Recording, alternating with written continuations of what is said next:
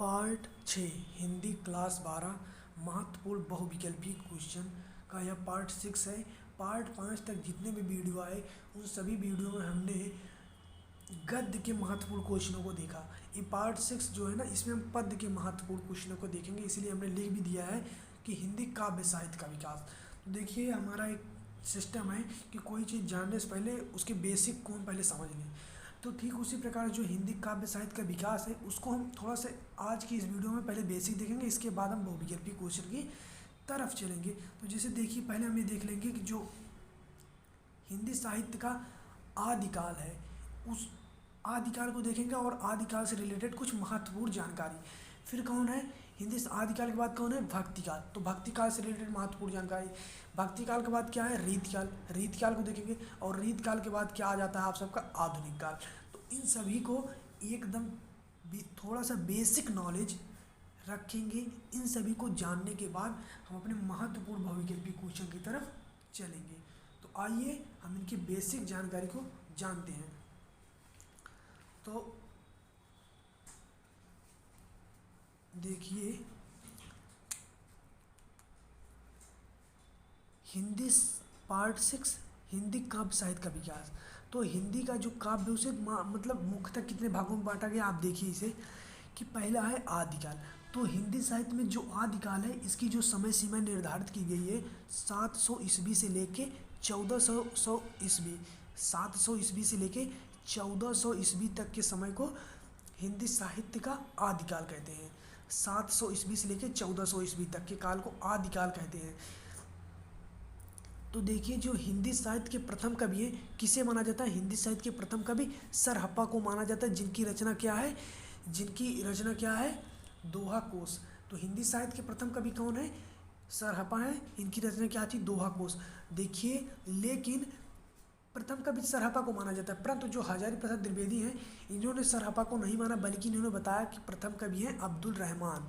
तो इनके अनुसार हजारी प्रसाद द्विवेदी के अब्दुल रहमान जो है हिंदी के प्रथम कवि हैं। नाथ संप्रदाय जो है वो नाथ संप्रदाय के प्रसिद्ध कवि कौन है, तो नाथ संप्रदाय के प्रसिद्ध कवि हैं गोरखनाथ। तो इस चीज़ को आप देख लीजिएगा, ये इंपॉर्टेंट है आदिकाल से रिलेटेड। ठीक है, अब चलते हैं हम किस पे, अपने भक्तिकाल की तरफ। तो देखिए, 700 ईस्वी से लेकर 1400 ईस्वी तक के समय को आदिकाल और 1400 से लेकर 1700 ईस्वी तक के समय को भक्तिकाल कहते हैं। और भक्तिकाल का दूसरा नाम क्या है, पूर्व मध्यकाल। ठीक है, अब देखिए, जो भक्तिकाल है वो मुख्यतः दो भागों में डिवाइड हो गया कि इसमें एक हो गया निर्गुण में, एक हो गया सगुण में। निर्गुण मतलब जिसमें मतलब ईश्वर के निराकार रूप की उपासना की जाती थी, यानी कि इसमें मूर्ति पूजा, मंदिर मस्जिद रोजा इन सब का विरोध किया गया। ठीक है, और इसमें जो ईश्वर होते हैं, ईश्वर की कोई रंग रूप गुण नहीं होता है। लेकिन जो सगुण है इसमें ईश्वर के सकारात्मक रूप की उपासना की गई और इसमें रोजा, तीर्थ, पूजा पाठ, तिलक इन सभी को आवश्यक बताया गया। और इसमें ईश्वर की जो है गुण जाति रंग होती है। तो अब देखिए, निर्गुण सगुण क्या हुआ तो आपको मालूम गया। देखिए, जो भक्ति काल है वो मुख्यतः किस में डिवाइड होगा, निर्गुण और सगुण में। इसके बाद निर्गुण और सगुण यह भी दो पार्ट में डिवाइड हो गई। तो देखिए, जो निर्गुण है ये किस में हुआ, ज्ञानशयी और प्रेमशयी। जो ज्ञानशयी था इसके जो प्रतिनिधि कवि थे ज्ञानशयी के, वो थे कबीर दास। कौन थे ज्ञानशयी के, कबीर दास थे प्रतिनिधि कवि, कबीर दास थे। और कबीर दास किसके शिष्य थे, तो रामानंद के कबीर दास शिष्य थे। और जो प्रेमशयी है इसके प्रतिनिधि कौन थे, प्रतिनिधि कवि जायसी थे। ठीक इसी प्रकार से जो सगुण है, जो ईश्वर की उपासना करता था, यह भी दो भागों में डिवाइड हो गया, एक कृष्ण भक्ति एक राम भक्ति। एक कृष्ण की भक्ति करते थे, एक राम की। तो देखिए, जो कृष्ण भक्ति से संबंधित है महत्वपूर्ण कवि सूरदास हैं, नंददास हैं, चतुर्भुज दास हैं। और इनके कवियों को अष्टछाप कवि भी कहते हैं। और इनकी जो मतलब भाषा है वो ब्रज भाषा है। राम भक्ति के कौन है, अग्रदास हैं, नाभादास हैं और तुलसीदास हैं। इनकी क्या है, भाषा अवधी है। ठीक है, अब देखिए रीतिकाल चलते हैं। तो 1700 से लेकर 1850 तक के समय को रीतिकाल कहते हैं। ये तीन भागों में डिवाइड हो गया, एक रीतिबद्ध, रीतिसिद्ध, रीतिमुक्त। तो रीतिबद्ध के जो लेखक हैं शिवराज भूषण हैं, कवि जसवंत सिंह हैं और ग्वाला हैं। उसी प्रकार से रीति सिद्धि के कौन है, बिहारी हैं, सेनापति हैं। और जो बिहारी हैं इनकी एक महत्वपूर्ण रचना है जिसका नाम है बिहारी सतसई, जिसमें दोहे की संख्या कितनी है, 719 है। अब देखिए हम रीति मुक्त पे चलते हैं। तो इसके 3 महत्वपूर्ण मतलब कवि हैं, एक घनानंद है, एक बोधा है, एक ठाकुर है। इन तीनों का नाम याद कर लीजिए, बहुत महत्वपूर्ण है। और देखिए 1850 से लेकर अब तक के समय को हम क्या कहते हैं, आधुनिक काल कहते हैं। ठीक है, तो इन चीज़ों को जब हम जान लिए तो अब हम चलते हैं अपने महत्वपूर्ण बहुविकल्पी क्वेश्चन की तरफ, जिसे हमें याद करना बहुत जरूरी है। तो अब आप देखिए इतने चीज़ को यदि आप ध्यान से पढ़े होंगे, जो अभी आपको हमने बताया कि आदिकाल क्या है, भक्ति काल क्या है, निर्गुण सगुण ज्ञान से प्रेम से, कृष्ण भक्ति, राम भक्ति, रीत काल, रीतिबद्ध, रीति सिद्धि, ये सब क्या, यदि आप इन सभी को अच्छे से जान लिए हैं तो बहुविकल्पीय क्वेश्चन जो है आप बहुत आसानी के साथ कर सकते हैं। और इनसे बहुत क्वेश्चन बनाए अभी आप देखेंगे। तो देखिए जो हिंदी साहित्य का आदिकाल है, जिसे हमने आदिकाल बताया, इस आदिकाल को बीज बपन का नाम किसने दिया। जैसे हिंदी साहित्य का जो आदिकाल के नाम से हम जो जानते हैं, इस आदिकाल को किसने बीज बपन काल कहा, तो किसने कहा, आचार्य महावीर प्रसाद द्विवेदी ने कहा।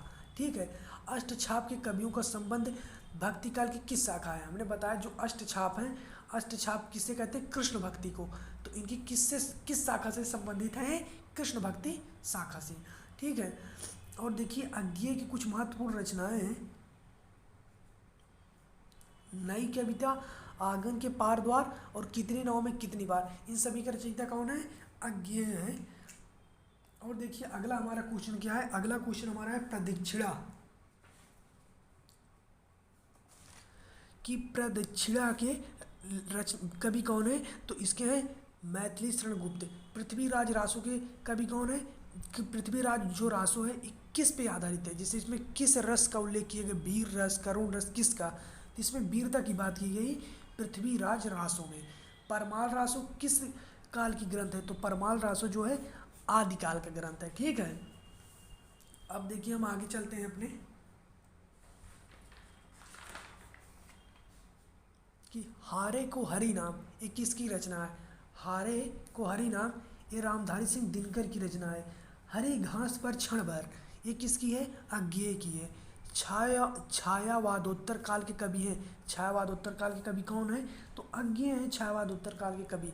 ज्ञानपीठ पुरस्कार किसे किसे मिला है, तो देखिए ज्ञानपीठ पुरस्कार जो मिला है वो सुमित्रानंद पंत को मिला है। किस पे मिला है, चिदम्बरा पे मिला है। रामधारी सिंह दिनकर को भी मिला है, किस पे मिला है, उर्वशी पे मिला है रामधारी सिंह दिनकर को। और देखिए जो महादेवी वर्मा है, इन्हें आधुनिक युग की मीरा भी कहते हैं। तो आप याद कर लीजिए कि महादेवी वर्मा को क्या कहते हैं, आधुनिक युग की मीरा। जो जयशंकर प्रसाद की चित्रधारा है, यह किस पर इन्होंने जो चित्रधारा लिखा है जयशंकर प्रसाद ने, वो किस भाषा पे आधारित है, तो ब्रज भाषा पे है। तो आपसे कैसे क्वेश्चन पूछेगा, चित्रधारा किस पे आधारित है, तो आपको बहुत भाषाओं का नाम दिया गया, जैसे अवधि और भी बहुत, तो उसमें आपको किस में लगाना रहेगा, ब्रज भाषा पे। यह भी पूछ सकता है कि चित्रधारा के कवि कौन है, जयशंकर प्रसाद। वैदेही वनवास कैसी विधा है, खंडकाव्य, इसके रचनाकार कौन, मतलब कवि कौन है, तो हरिऔध है। विसल देव रासो के रचयिता कौन है, नरपति नाला है। तार सप्ताक का प्रकाशन कब हुआ, तो 1947 में तार सप्ताक का प्रकाशन हुआ। रीति मुक्त कवि कौन है, ये आपको कमेंट करके बताना है। आंगन के पार द्वार, इसके कौन है, अभी हमने आपको यहाँ पे बताया है कि आंगन के पार द्वार के कौन है, इसे हम आगे ही बताए थे, आंगन के पार द्वार के कौन है, तो आप कमेंट करके बताइए। हिंदी साहित्य के आदिकाल को बीज वपन काल किसने नाम दिया, तो आचार्य महावीर प्रसाद द्विवेदी ने दिया था, ये भी हमने आपको बता दिया था। तो यही था आप सभी का पार्ट 6। यदि आप सभी को वीडियो अच्छा लगा होगा तो वीडियो लाइक कर दीजिएगा, चैनल को सब्सक्राइब कर दीजिएगा, और यदि कोई सुझाव देना चाहते हैं तो कमेंट करके ज़रूर बताइएगा। आगे आपको किस टॉपिक पे वीडियो चाहिए कमेंट में ज़रूर बताइए।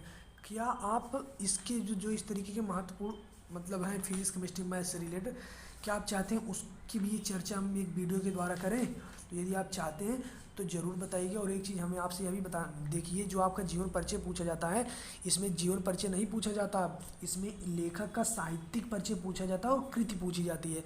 तो यदि आपको साहित्यिक परिचय चाहिए तो कमेंट करके बताइएगा, उसका भी क्वेश्चन आप सभी के पास गद्य और पद्य का साहित्यिक परिचय आ जाएगा। साहित्यिक परिचय देखिए पूछता है 5 नंबर में, 5 5 10 नंबर। और देखिए इसके बाद क्या है कि जो इस तरीके के मुक्त यज्ञ है, चरित्र जो है, सत्य का जीत, ये सब यदि आपको वीडियो चाहिए तो इस पे भी आप कमेंट केवल करिएगा, सभी पे वीडियो आ जाएगा। तो मिलते हैं नेक्स्ट वीडियो में, तब तक के लिए जय हिंद, वंदे मातरम।